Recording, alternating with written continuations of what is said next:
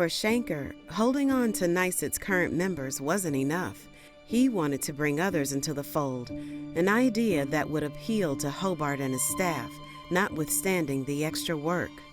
If there's somebody out there whose working conditions we can help improve, then we should be doing it. Thinking of a union is that we should help all workers.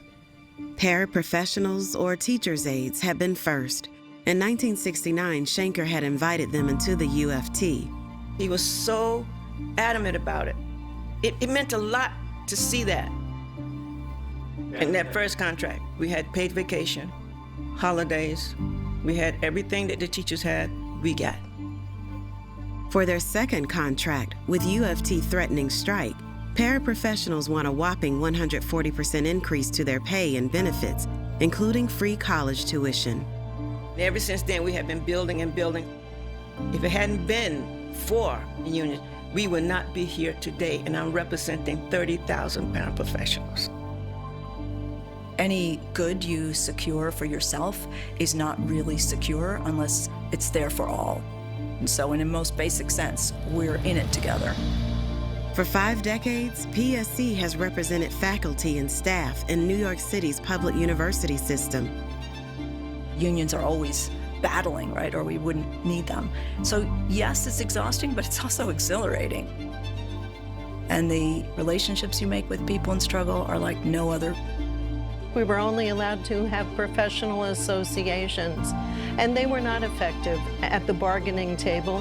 And we interviewed the heads of every union in New York City, and no one did it better than the UFT. In 1979, with help from the UFT and NYSUT, Goldman and her colleagues became the first private sector nursing local in the country.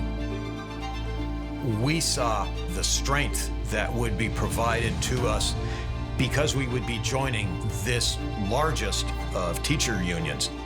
NYSUT's second biggest local after the UFT, UUP represents 42,000 faculty and staff at SUNY colleges across the state.